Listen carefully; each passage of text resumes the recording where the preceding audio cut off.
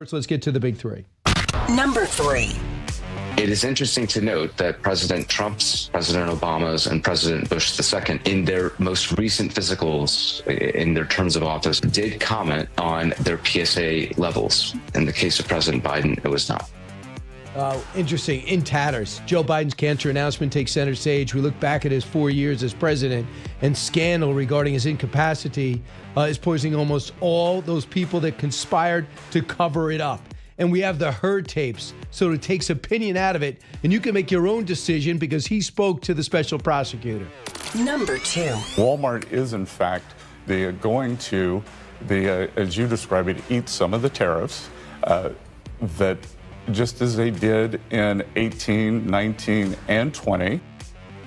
That is the Secretary of Treasury back from overseas talking about Walmart. Made a lot of news by saying, I'm going to have to up my prices and it's going to cost people. That gave CNN something to talk about and MSNBC something to lead with. And then the Treasury Secretary picked up the phone.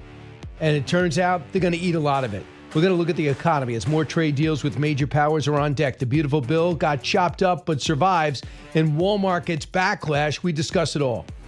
Number 1. Most importantly, that's why I came here. I didn't come here to say, gee, you guys are rich and you have a lot of oil. You know, they have a lot of money, and I want them to spend the money in the United States. And we set records. There's never been a trip like this by any president or anybody. But he's stopped in 3 Gulf states. And he's talking peace, and he's talking money, and he's talking trillions. Intense. That's how I describe the Middle East tour the president went on as we reflect on the gains made on the president's trip. Major movement on Gaza hostages and aid, and Iran de-nuke talks. Not optimistic on that. Couple of reasons. All right, let's start with the president's trip. 3 Gulf states, trillions of investment, buying from Boeing, buying from defense contractors, looking to get combined with AI. Why is that important? Because if we don't do it, China and Russia are. Now, think about it. I know these are problematic regimes. I know they got a dicey past. We're also trying to get them into the world economy. And they got enormous potential and great intellect. So if we become partners, we'll have a better looking glass into their society. But this president is going out of his way to say, I'm not judging your society. You can do that yourselves. We're going to tell you, if you ask for advice about running a government and representation, I'll do it.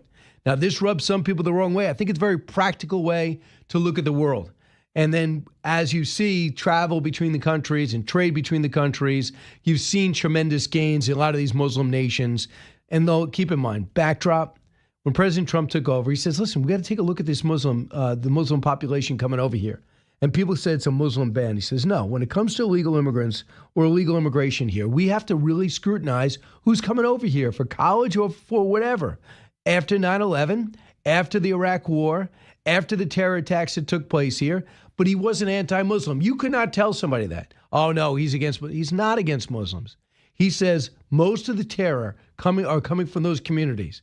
Why are we even having immigrants coming from these Muslim countries without intense screening? So that was a conversation. And if you thought that he was anti-Muslim, I guess that was pretty much thrown in the street unless you think he had a lobotomy, because he went to 3 Arab nations, he went to a mosque, and he's talking to Muslim leaders who are probably praying 4 times a day when they're not meeting with him. So, and he's said nice things about the culture. He has no problem with it. So when you talk about the trip, Trump was happy, told Brett Baer this. Cut 1. Most importantly, that's why I came here. I didn't come here to say, gee, you guys are rich and you have a lot of oil. You know, they have a lot of money, and I want them to spend the money in the United States. And we set records. There's never been a trip like this by any president or anybody ever before. And I'd ask him, how about doubling it up? Okay. Oh, I should have asked for more, because they said okay. He did. So he's driving a bargain. Now, it's going to get a lot tougher when we talk about what's happening with Iran and Gaza. I understand that. I have no problem in retrospect they didn't visit Israel, because what you want to do is keep it to them. Benjamin Netanyahu's been over twice. Obviously, constant conversations about what's happening in Gaza. They've already agreed to get some aid into there, at the same time intensifying operations in Gaza itself. Now, you saw Jim Himes comment on the president's trip last week. So I thought, very curious what Bill Maher had to say. Cut 3. Now we have the Trump doctrine, which is, I think, as much of a departure as any doctrine a president has ever promulgated. Because what he is saying is, and I'll give you some of the quotes, is in the end, the so-called nation builders wrecked far more nations than they built. This is his speech in Riyadh. Interventionists were intervening in complex societies that they did not even understand. Now, I got to say, this is something people on the left said about Vietnam. Societies we did not even understand. We said it about Iraq. What are we doing here? But Trump is basically saying, we don't give a shit about what your morality is. And again, it's a hard one for people on the left to argue with, because they're the ones who say America's so evil. So his doctrine is basically, you do you. We all love money. He's being practical. That's a good analysis. And I know the president was upset 2 weeks after the meeting with Bill Maher. Bill Maher had just eviscerated him in a monologue, maybe overcompensated after the Larry David article equated the visit to Larry visiting Hitler, which was just terrible article, terrible taste, horrible judgment. So we'll give you an idea what happened on that, and also what happened just before we go. So the IDF went heavily into Gaza, and they are. They're cleaning it out, but they also have agreed to get some aid in there. President Trump had an idea. I think it was his, but it was definitely his administration. He talked to Libya and said, listen, you have a whole lot of money since Gaddafi left, and you have not agreed to some of the demands. We've frozen your assets in the U.S. If you want them unfrozen, why don't you take 1 million Palestinians? And it looks like Tripoli, Libya, is gonna take them. Now, I personally, if I'm a Palestinian, I'm saying, really? Sending me to Libya? Almost as bad. I hear it's a mess, fractious, tribes fighting tribes. But that's their thinking, sending 1 million people over to Libya, because they're looking to get people out of Gaza because it's not livable. The aid is not sustainable. It's hard to get to the right people. At the same time, the IDF is not letting up. They just killed Sinwar's brother, Mohammed Sinwar. They killed Sinwar himself. They killed a lot of the higher-ups, the emotional leaders, the motivational leaders. Killed them all. Hopefully they will wipe out Hamas soon, and we can just get to maybe rebuilding for the Palestinian people. Next, I want to talk about the big, beautiful bill. Last night, late night, they got a deal that passed through the Budget Committee, 17-16. It's going to go through rules, and then they're going to have a general vote. But here's why they're not out of the woods. Chip Roy flat out saying this bill does not meet the moment. Why? They say about Medicaid and the work requirements. He wants it starting right away. He also says the future subsidies. Federal government is taking care of a state program in basically 40 states, and they're paying 95% of it. That's why this is out of control. The states don't feel like they got to stay in budget. Now people are getting Medicaid that are not children without parents. They're not the disabled. Medicaid is now going to everybody. And those people that never used to qualify, thanks to Obamacare and what Biden did afterwards, are now part of it. They say it's full. They say the Medicaid money is turning into a laundering scam. Also, what's upsetting people like Chip Roy and others is that they're not getting rid of the total new Green Deal. Why? Because in some of these blue states with Republican representatives, they have these green policies that the people there like. And if you want to get this guy or this woman reelected, you get rid of that program, it looks like a negative. They got to make tough decisions. They're not cutting enough. I know they're not, but it's extremely tough when you don't touch any entitlements and you add in some other provisions like no taxes on tips, there goes some revenue, and no taxes on Social Security, and no taxes. And there's a few other provisions there. So we had 3 people who voted present out of respect for the Republican conference. Now they're going to look to move this bill forward, and they're going to talk about SALT, and then they got to bring it, if it does pass by Memorial Day, which is the goal, and I think they'll do it, then it's going to be time for the Senate to weigh in, who has a dramatically different view of what should be happening on the budget bill. This is how Democrats are characterizing this bill. Cut 22.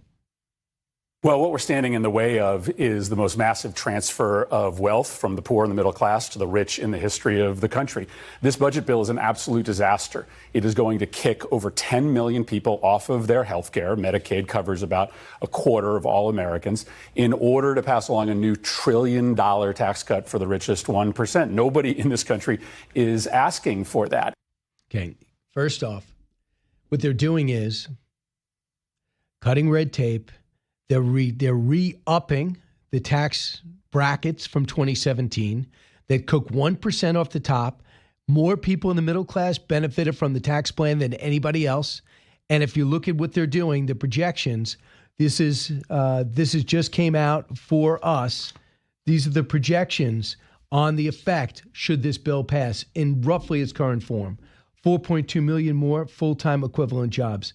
5,900 to 11,000 higher wages per worker, 7,600 to 12,600 higher take-home pay for the typical family with 2 children, and 100 billion of investment, 1 million jobs, and hundreds of thousands of new homes to support the workforce's growth in distressed and especially rural neighborhoods. This is the long-term effects of the Trump tax cuts. That came across from the Council of Economic Advisors study on the tax impact of the big, beautiful bill. So for you just to say, because Donald Trump's a billionaire, they keep saying tax cuts for his billionaire and his friends, and Elon Musk, David Sachs are rich. They keep saying that. But I just hope you understand that that's just a phrase used to diminish what is supposed to be for working class people. That's why he got most of the votes. It's not over what he promised. It's what he said he's going to do, but what he did already. So when we come back, I'll try to squeeze in some calls, 1-866-408-7669. Then Tim Kennedy joins us, and will bring us up to date on what's at stake in the Ukraine-Russia war. Today, President will speak to Vladimir Putin and Zelensky on the phone. Maybe it's a video call. I am not sure. But significant things have to happen, because yesterday, Vladimir Putin, to me, showed how insincere any ceasefire talks are. He sent over 100 drones into Ukraine. 100 drones.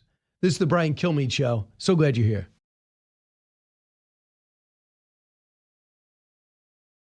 The other way didn't really work. I mean, planting democracy in the Middle East was really, I mean, they gave a lot of reasons why we went into Iraq, but that was really what, they couldn't say it all the time, but Thomas Friedman would say it for them. We need to plant a democracy in the heart of the Arab world. And it didn't work because, you know what, you got to get rid of the religion.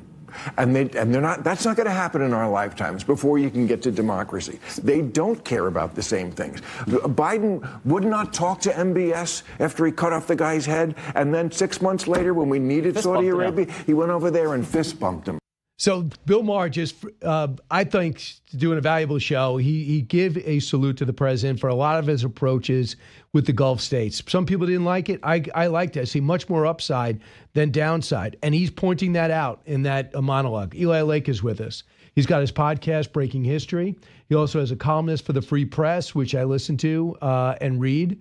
He's a contributor, editor at Commentary as well. Eli, in studio. Great to see you. Great to see you. Thanks for having me. What do you think would, it's a big picture question, what Bill Maher was talking about? He's going back to the Iraq war and building democracy, and he says, Trump goes over there and goes, you handle your own society. Let's have a economic relationship. Are you all right with that? I have 2 thoughts on it. I don't think it should be an either or, meaning I think if your point is, don't do regime change wars where you come in and impose a huge amount of Western values and culture on a country that doesn't share those values. That's 100% right. Anybody would, I think, agree with that at this point. However, if you look at the actions, particularly in the beginning of the second Trump administration, they zeroed out funding for the National Endowment for Democracy. Those are boutique grants. In the grand scheme of things, it's not a lot of money. And that is to people who are in these societies who share our values. They're taking, let's say, 150 bets. If 15 of those bets turn out, then it's worth it.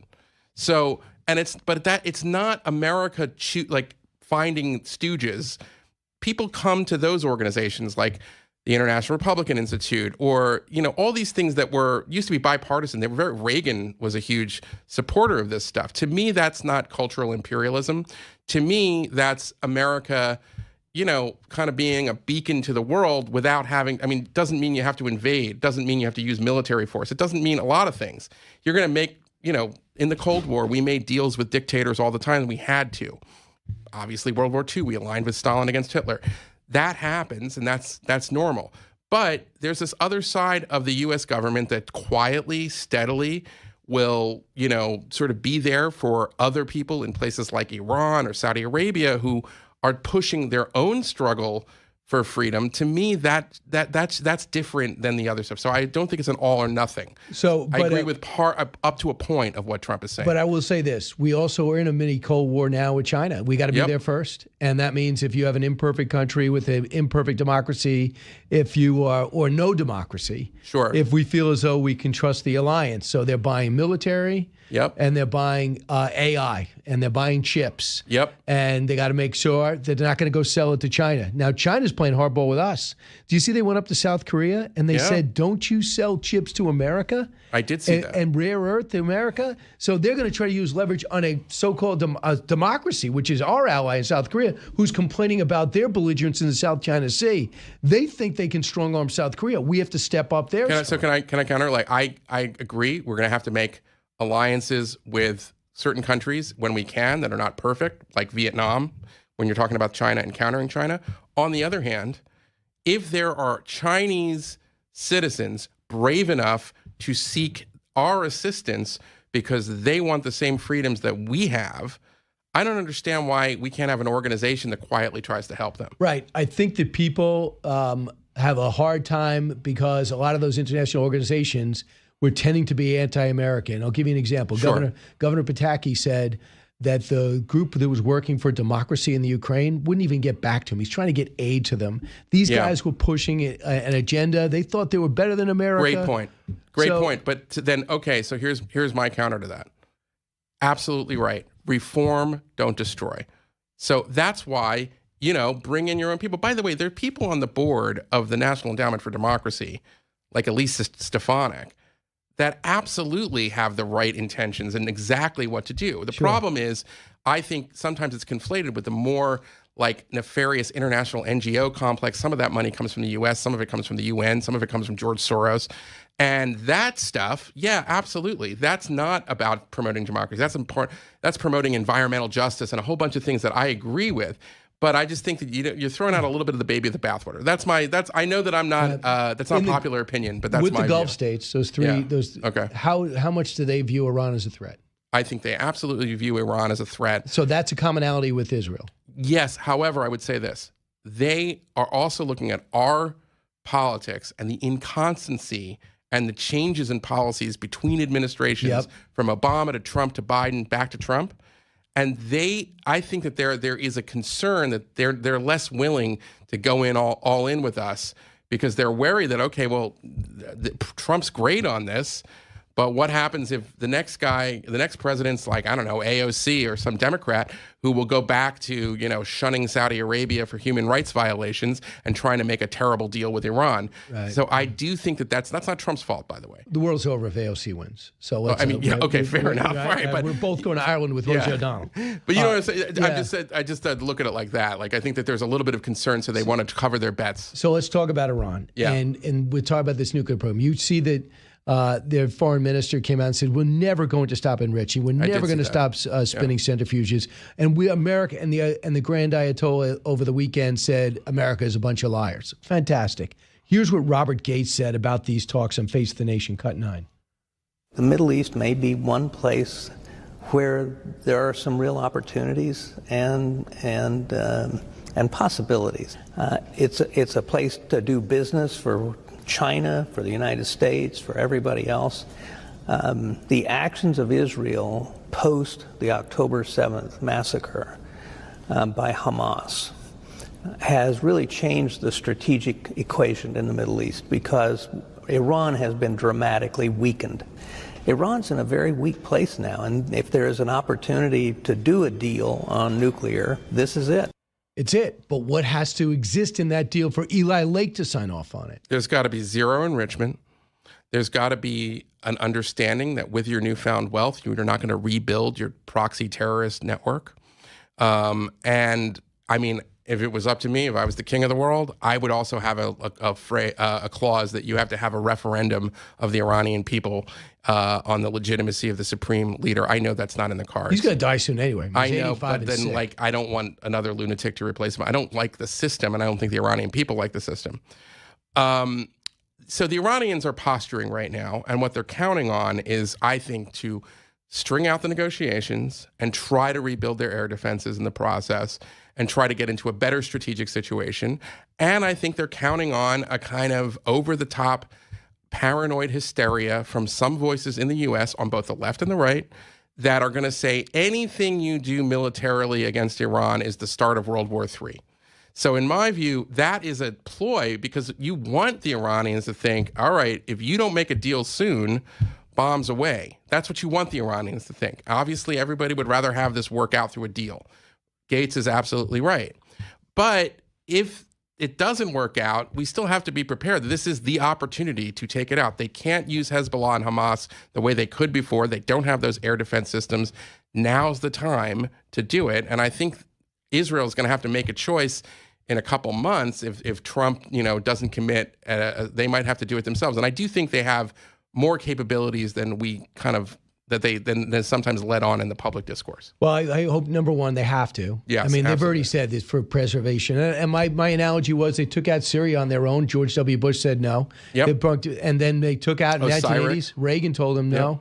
And he took out Iraq's, right? Yeah. So why would now at this point, when they're it's not a theory, their existence is at stake. And how about the Wall Street Journal report today that said that Sinwar publicly was saying that we have to stop Saudi Arabia from normalizing relations with Israel. That's why October 7th happened. They saw it just around the corner. Yeah. So this is exactly it. They have to stop progress. And who is behind all that? It is Iran. I know nothing's simple in the Middle East especially, but the vulnerability, the way they've acted since, the Hamas and Hezbollah being flat on their backs right now, what would be your next step in Gaza? I think in Gaza, if there is a way to do it, Israel or America or some other third party has to align with the Gazans who are risking their lives and the lives of their families to stand up. This has now been for a few months and say, we don't want Hamas here anymore. That is the avenue to end the war, because the senior leadership is pretty much decimated at this point. And if you don't want another generation of Hamas leaders to rise up, you have to come up with some sort of arrangement or agreement with these other factors in Gaza who are like, you've led us to ruin. So I think there has to be some sort of, you got to view those people as the most important allies for Israel, even though, I mean, if you ask them, they probably don't like Israel very much. But the point is that they're saying this was a disaster. We don't want Hamas to sort of use us as pawns anymore. And to me, that's the way out. I'm glad that they're opening the border to a certain extent. The U.S. is going to try to distribute food to the people, not to Hamas. That's good in the sense that we don't want to starve civilians. What you want to do is you want to deprive Hamas of the leverage of controlling the food and everything like that. And this is what they do. They put their leaders next to hospitals. Yep. And the Israel is done letting those leaders live. Absolutely. And now they're going into land and they're holding it. And they're blowing up all these tunnels. And they put, I guess, 160 targets. But the other thing is, with them going in and talking to people, the Palestinians, if they go in and they hold land, at the same time, they have talks about with the hostages, and the deal on the table is 2 months ceasefire for 10 hostages. Would you do that? It's a very hard call. I think I probably would because it's so important to the Israelis. Only 22 left. But as I said, at this point, Brian, the most important thing you mentioned, the clear and hold and build strategy, which is what Petraeus did in Iraq when we turned it around. Who's going to be that local mayor? It's got to be one of those guys who was like brave enough to protest. You got to identify him. Yeah. You got to identify. And by the way, they've identified themselves now. So it's not like you're going in there and you're plucking people out of obscurity. But you got to protect them now. Yes, that's what I'm saying. That's your most important strategic asset. And what Hamas has been doing with the aid in the past, this is what frustrated the Israelis especially, is taking the aid and selling it to the people. Oh, it's horrible. It's crazy. I know. And then they find that the UN is part of it. The UN is so utterly corrupt at this point. It should be the scandal of the whole war. And the fact that there's still like lots of Americans and lots of influencers in the United States that take the UN seriously is a scandal in and of itself. They have discredited themselves. I'm with you 100% on that. All right, Eli Lake, Breaking History, the name of your podcast. The Free Press. I just want to plug really quick. The Free Press has last week an amazing, really detailed investigation into Qatar and Qatar's kind of influence operations throughout America, not just in Washington, but universities, law firms, et cetera. I highly recommend it, by my colleagues, Jay Solomon and Franny Black. Back in a moment.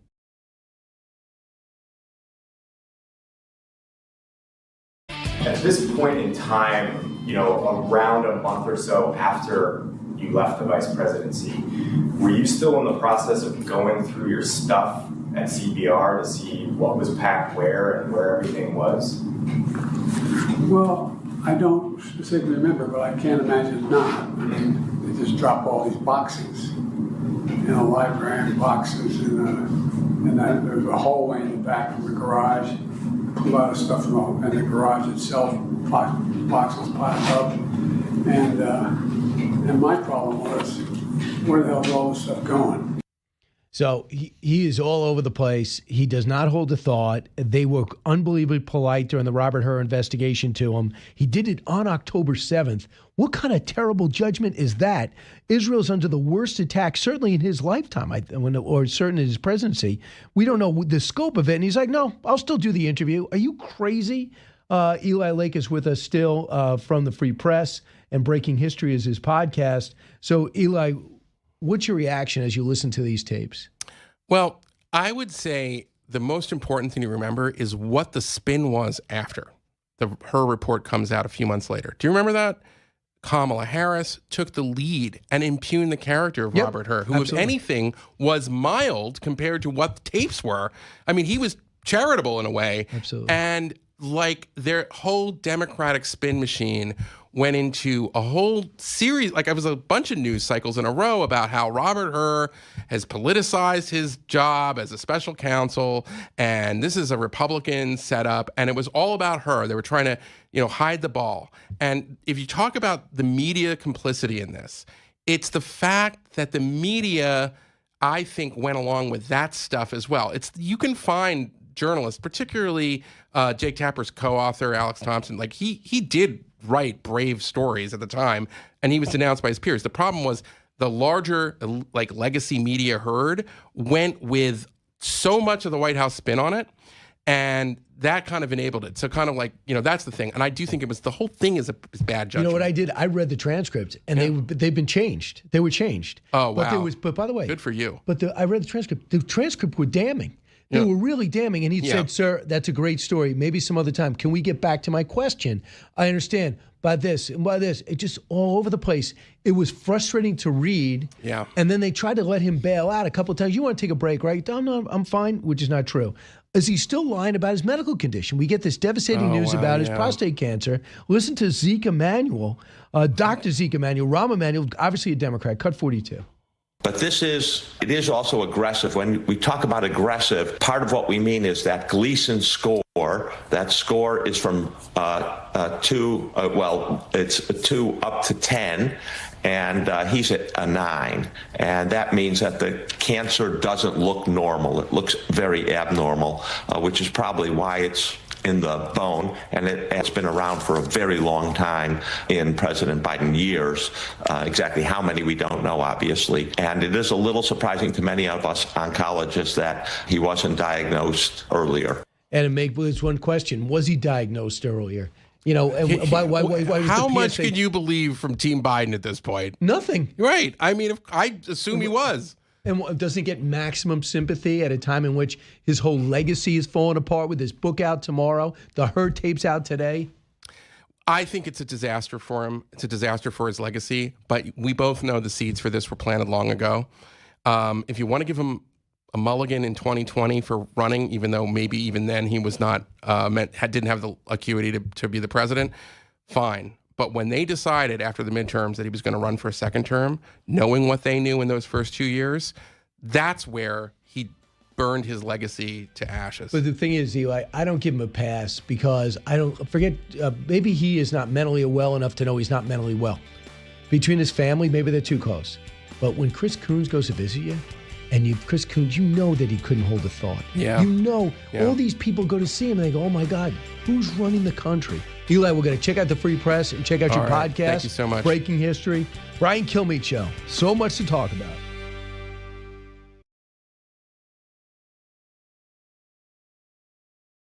And joining us now, to discuss his Trey Gowdy, former chairman of the House Oversight Committee and host of Sunday Night in America with Trey Gowdy. Trey, how big are those post-show parties that I keep hearing about in South Carolina? Like, when do you know when to cut it off?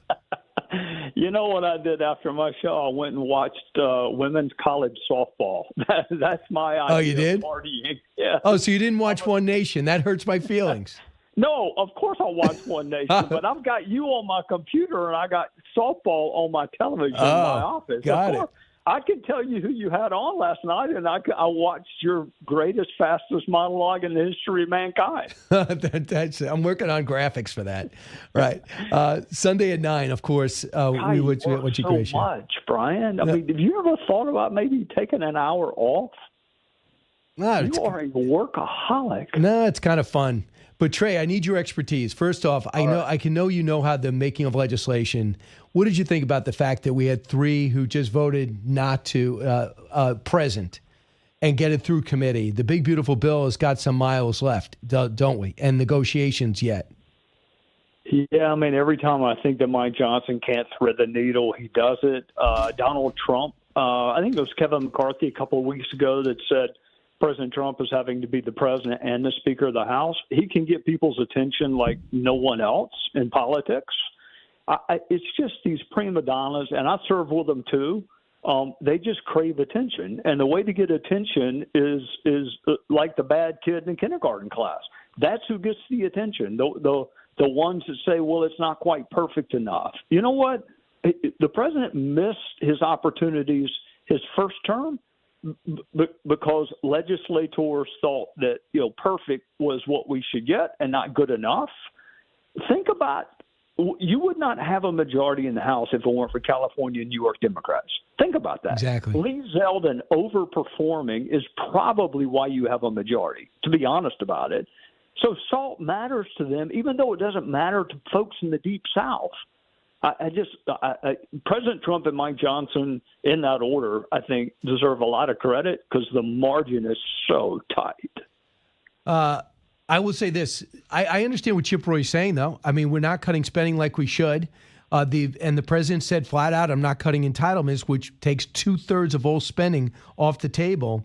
And Chip Roy, Andrew Clyde, Josh Brashear, and Congressman Ralph Norman are the 4 that just said, I'm not ready yet. Now, the New York guys and women and the blue state guys saying, I need some to be able to write off my state taxes. And their argument, Trey, is we pay more to the government. So we want to get some more of it back. But in South Carolina, you must be like, well, what's that like? High state taxes. I don't even know why should I pay the price for that? And that's what they're saying in Texas, too. But at some point, there's got to be a compromise. You could always read what is real or not. There's no Matt Gaetz I could not figure out what he was doing. Do you believe that they're just trying to get the best deal possible, but they are going to come together and get this done by Memorial Day? Because nothing's changing after Memorial Day. They have to. They don't have a choice. I mean, they will never be trusted to govern again. Right now, you have all 3 gears of government. If you blow it, history says you're going to lose the midterms. So you really have 2 years. You might possibly have 4, but this is your chance, or else taxes are going up on everyone. And I'll say this about, the purists. Okay, great. Zero out discretionary spending. Zero it out, which is absurd. But even if you did, you'd still have a deficit because the leader of the party says entitlements are off the table. So when President Trump says, I'm not touching Social Security, Medicare, you can't do anything about interest on the debt. When that's off the table, then all that's left is discretionary spending. And look, I had somebody on my show last night, domestic violence. I mean, who thinks that we all spend less money keeping women alive? But that's being cut. Until Republicans are honest about entitlement or mandatory spending, which politically is suicide. So then that gets back to actually, this is why I'll never run for office again, the voters have to say yes. Maybe I need to work 6 more months, or maybe I need to pay more into Medicare. Until that happens, until you reform the entitlements, then the rest of this is just fluff, Brian. I know. I hear you. You know, my hunch is, and I know it's the school of thought for Republicans, for conservatives, but I do think there's merit in it besides the politics.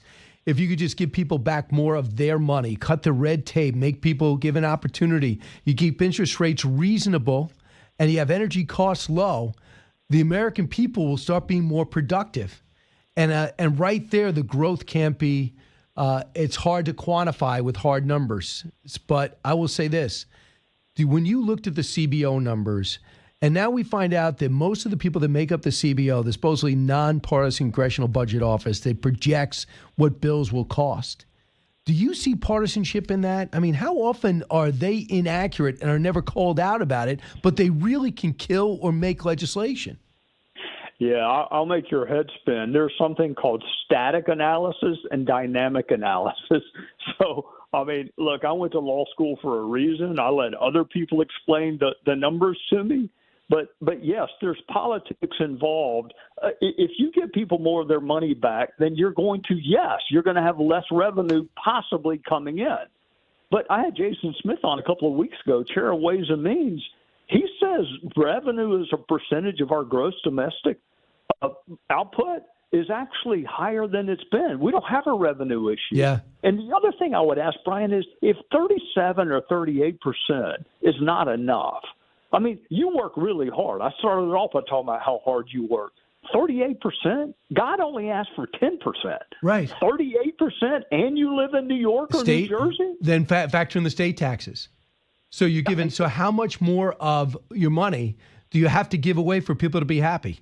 You know. So and the people you're giving it to aren't grateful for it, and most of them want more of it. Right. And it hasn't been fully. No one's really pushed back hard on that. But this is what we found out. The Council on Economic Advisors study on the impact of the taxes on this bill, roughly how it's made up right now. They say the short-term effects of Trump's cuts over the next 4 years. From 9.9% to 14.9% higher investment. So it's going to go up 5. To GDP, they think it'll go from 4.5 to 5.5. They project when it comes to full-time equivalent job embrace. So it's going to be a fascinating sprint to Memorial Day, then see what the Senate does, and then see what passes. And we'll see where we go from here. When you look at the president's trip overseas, when he comes back with these trillions, do you have any problem with the fact that he didn't go to Israel after? You know, I had two folks on last night, and I asked that very question. So your mind and my mind work the same way. And they're subject matter experts, and they were not concerned about it because the president's been really, really good to Israel. They actually added something I had not thought of. So Russia's economy actually is doing better than ours right now. They're growing at a higher clip than ours. So he went to talk to the oil producers because that's what Russia is making its money off of, which is energy. I'd never thought about that before. Let's go talk to the other energy producers to put more pressure on Russia. If that was the subplot, then that was genius. I don't think anybody can question his commitment to Israel. At first, I would have liked to have seen him touch down in Tel Aviv and just, show some solidarity with the Israeli people. But in hindsight, I've had plenty of friends that work in his administration right now that said, look, Trey, he talks to Netanyahu all the time. You don't need to worry about the fact he didn't stop in Tel Aviv. So I stopped worrying about it. I hear you. But they say the interest rates right now in Russia, 20%. I'm pretty sure you're not taking out a home loan on that. And when it comes to inflation's at 10%. And most of their economy is making weapons. So my feeling is with this call today with Vladimir Putin, how does he tell 45% of his economy to stop making weapons? I mean, he's going to not stop on a dime, but it's not going to be at this rate. And evidently, he's got a bunch of war veterans who are lost their minds from the intensity of the pitched battle that they're in, roaming around Russia. So he's going to have a lot more. So this guy's got problems with the war ending and with the war continuing, but we'll see where it goes. The other thing I want to tap into is to your legal mind. The Aliens Enemies Act, so from 1794, it doesn't seem as though this president will be able to apply that to get these illegal immigrant criminals out of the country. What's plan B then? He shouldn't have to rely on an act that's older than Lindsey Graham. Congress should amend that. Invasion meant something different in the late 1700s than it means now. I mean, they didn't have gangs and cartels. They may have had pirates, but they didn't have gangs and cartels. So my question is, why is Congress asking him to use the Alien Enemies Act? Why not update it and say invasion includes designated gangs, drug cartels? He should not be using an act that is 200 plus years old. That's my response to it. Congress, you ought to be able to do more than one thing at a time. Empower him with some modicum of due process, some modicum. That's what the Supreme Court said. It doesn't have to be a lot. It just has to be something, some due process, and then you can deport them. But he shouldn't be relying on an act that old. He shouldn't have to. All right, so that's interesting. So in other words, if they put together an act on, expeditious expedited removal. So they get their moment, they get their gavel, they get in front of a judge or something like that. They get some type of act that's got to pass. Is it going to pass on a simple majority, or does he need 60 votes? I would include it in reconciliation and get it over the finish line. And I would say you're going to make. So what happens is people claim refugee or asylum status. Those are your two arguments. But you know what? The longer you stay incarcerated, the less you want to wait for your court date. So where we get in trouble is we release them out into the world. Then we got to go find them again somewhere in the U.S.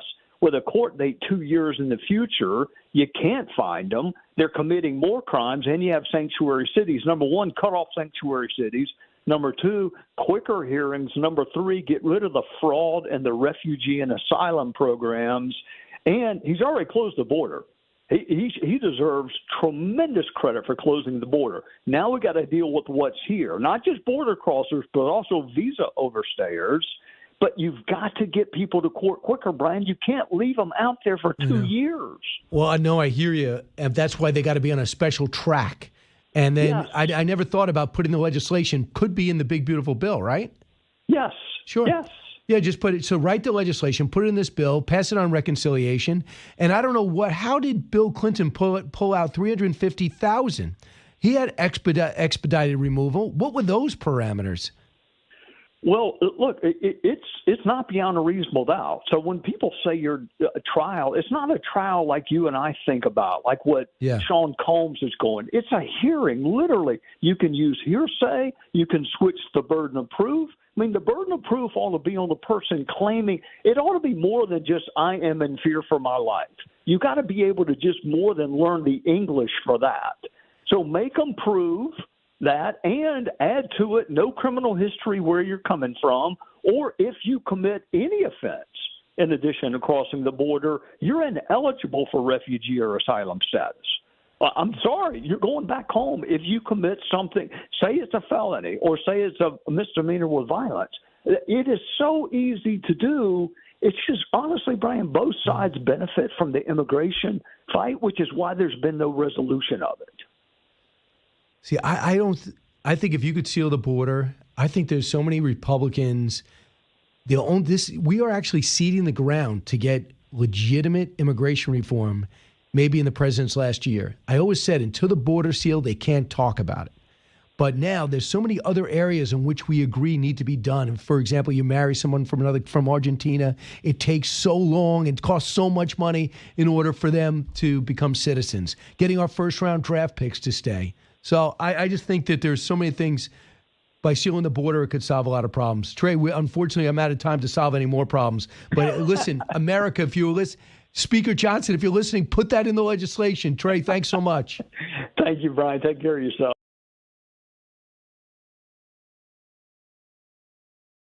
He did not develop it in the last 100, 200 days. He had it while he was president. He probably had it at the start of his presidency in 2021. Yes, that I don't think there's any disagreement about that. If you're doctor to a president of the United States that is a male, that is an older man, would this not be one of the first tests that you would conduct as a White House doctor? If you're a White House doctor in this situation, I think you would certainly discuss it with the president and talk about the pros and cons.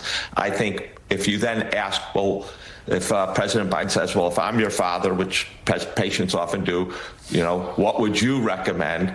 I think the fact is that most White House doctors would recommend getting the test. And again, the evidence is, look at President Obama, President Bush, younger than President Biden, and they both got the test. There was some criticism when President Obama got the test that he got it too young and things.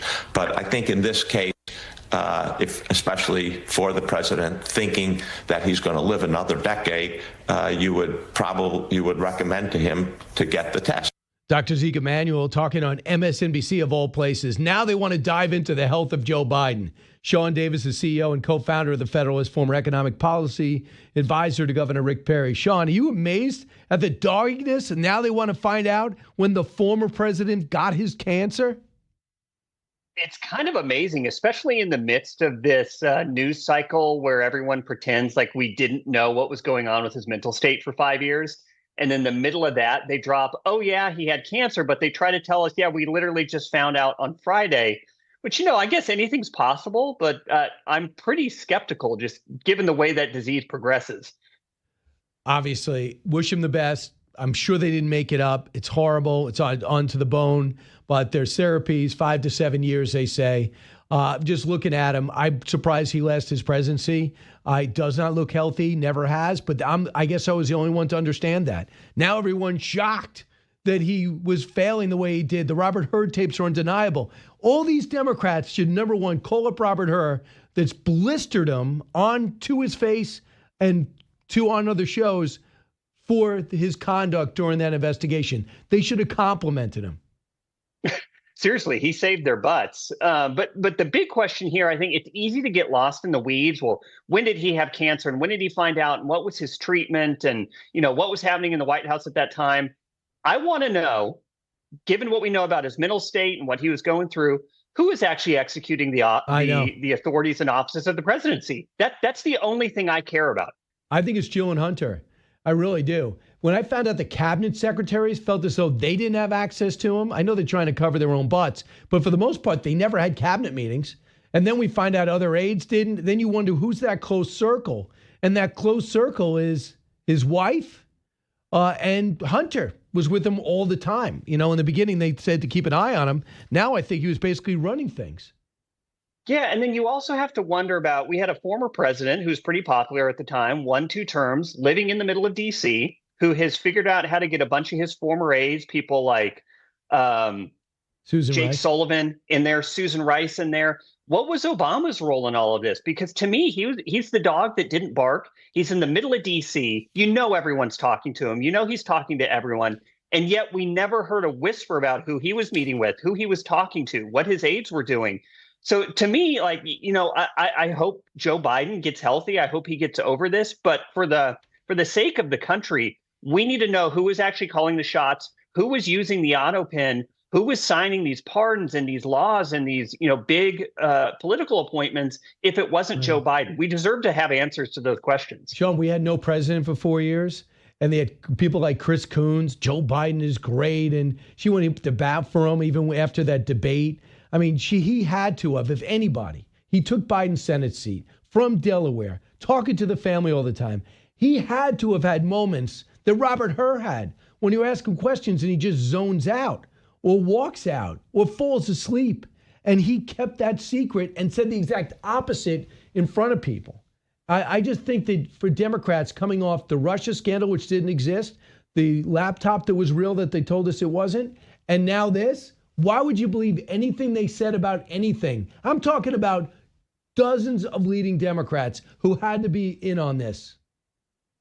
They either had to be in on it or they had to be, maybe they weren't read in totally on what was going on, but they certainly were playing along. And look, it's not like Joe Biden burst on the political scene in 2019 for the first time. He's been in politics for like 500 years.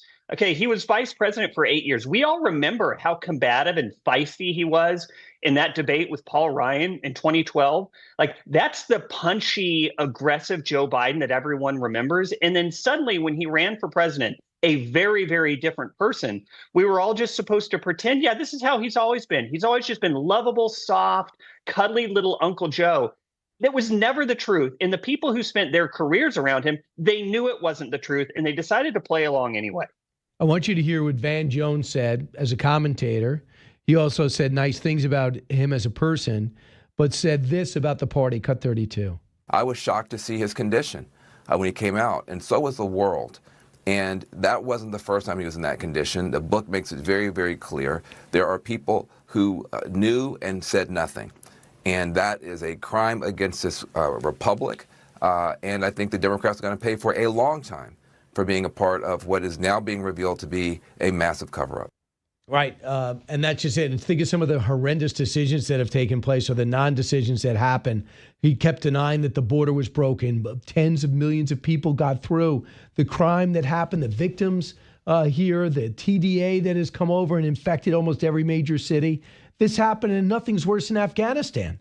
I mean, how could you be a sitting general, talk about ethics and patriotism, look over at this guy, see how incomprehensible his decision was, see him being unable to put two sentences together and say, okay, sir, sounds good to me. You know, I actually like Van Jones's optimism there that people will immediately and suddenly hold Democrats accountable for this long con job they ran on everyone. I'm unfortunately a little more cynical than he is, because you think about the list of stuff you just rattled off: Russiagate, the border, the laptop, all the censorship, all the lies about COVID. They've been doing it for years and years and years. And unfortunately, they're able to do it with the help of a completely complicit corporate media that just goes along with it. And so, yeah, I want to know who in government was involved, but there needs to be a reckoning for everyone in media. People like Joe Scarborough, who came out after that debate and said, oh, it's the sharpest Joe Biden I've ever been. There has to be some sort of reckoning for people like him, for people like Jake Tapper, who fed these lies to the American people that they knew were lies for years. Yeah, how much money he probably got already to write the book? So he doesn't care. So he doesn't care about his credibility. No one at CNN is going to give him a hard time. But here's the thing. If someone at Fox wrote the book, you know, let's say Sean Hannity wrote this book and said, here it is. CNN, MSNBC would just ignore it, say it's partisan. But when you have a CNN anchor write the book and ignore it and give him a pass on the story that he ignored and act like he's a truth teller. So now how do you avoid it? Your buddy, the anchor, wrote the book on the Democratic Network, MSNBC. They have more details of it. Joe Scarborough has got to try to rehab his career. Now look at James Clyburn. Nobody's more responsible for Joe Biden being president than James Clyburn. Here's what he said. Cut 36. So it's not about age. It's about the ability to do the job. And I never saw anything that allowed me to think that Joe Biden was not able to do the job. Cut 30. Just that simple. Cut 35. I never saw anything I thought was unusual. Did he talk as swiftly as he used to talk? No, he didn't. Did he walk as swiftly? No, he didn't. But that is to be expected. Do you really believe that he believes that? Because he does say he talks to him regularly. I mean, how could you possibly believe that? Yeah, no, I'm not sure he believes it. If he believes that, I mean, heaven help him, man, because that's a level of self-delusion that I think is remarkable, even in politics. But the thing is, he's actually right. He was right at the beginning where he said it's not age that matters, it's your ability to do the job. And that's very true, because look at Donald Trump. The guy's almost 80 and he's an Energizer bunny. He seems to sleep like 5 minutes a night, and he's got more energy than all of us. And yet, do you remember how the White House press corps jumped down his throat and tried to destroy Dr. Ronnie Jackson a couple years ago when he came out and was like, yeah, Trump, he doesn't eat great and he drinks Diet Coke all the time, but he's actually like kind of in shockingly good health. And they lost their minds over it. So it's this back and forth bizarro world where they pretend that like Trump is on death's door and Biden was the picture of health and vitality, when the reality is the exact opposite. And it's maddening to watch, because they're going to do it this week and we're going to eventually forget about it. And they're going to do the exact same thing again with their next little hysteria a week from now. And it's at some point, the cycle just has to end. I would think so. You can't look ahead if you're not going to be, if you're going to have all these books and the Hur tapes coming out now. And Joe Biden, it's a terrible diagnosis no matter when he got it. But it's very hard for me to believe that he just got that yesterday or the day before. But Sean, I want to ask you about the big, beautiful bill. And Chip Roy, fellow Texan, He's holding out, says not enough spending cut. He decided to vote present, along with 3 others. And we know that the Republicans in blue states like the one I'm in New York and in California, they're holding out for SALT. Do you see them coming together before Memorial Day? Because the general floor vote, they would go down right now. It's so hard to tell. The margin in the House is so thin, and you've got so many factions. I don't want to have to put my credibility on the line by guessing what they're going to do. I think they're eventually going to get to an agreement. But I hope, given the fiscal straits that we're in right now, we've got almost $40 trillion worth of debt. It's not going down anytime soon. I hope that everyone in Congress, whether they're conservative or liberal or Republican or Democrat, would fully understand the fiscal situation and what we're facing. And no, you can't just kick down the can down the road another week or another month, because the longer we go without fixing this, the harder and more painful it's going to get. And we might actually get to the point where it's not fixable anymore. So I hope they can all get together and actually fix the problems and not just try and paper over stuff so they can get a press release out about the bill they passed. Senator Ron Johnson said, we have revenues hitting an all-time high too. And if we just kept to pre-pandemic spending, we'd actually almost have a balanced budget at $4.5 trillion. But now it's over $6 because we never brought down the spending after the pandemic, which is insane to me. And they want to, and the Texas guys are doing this. They say, let's get rid of parts of the new Green Deal. There's too much still left here. But the problem is, in some of those states, those are popular programs with electric car, the windmills, or some of this green stuff. And that would hurt them in winning re-election. So that's a problem. If you have this bill, but you lose the House in a year and a half, is it worth it? Well, I mean, so I used to work for Tom Coburn in the Senate. He was called Dr. No. Sure. The man was a force of nature. And he said, look, you got to stop worrying about what's going to happen in your election tomorrow. And you have to start worrying about what's going to happen to your grandchildren's future. And so that's kind of just been my political compass my whole career. You have to do what's right for the country. And if doing what's right means you lose your seat, man, you should be able to hold your head high and walk out. But unfortunately, it's not a partisan thing. It's a problem on the right and on the left. These people care more about keeping their jobs and keeping the perks than they do in saving the country. And I'll tell you, the country going down the tubes, the dollar losing all its value, us going down an inflationary spiral, that's going to be a heck of a lot more painful than losing a political seat. Sean Davis, thanks so much. CEO and co-founder of the Federalist. Appreciate it. Thank you, sir.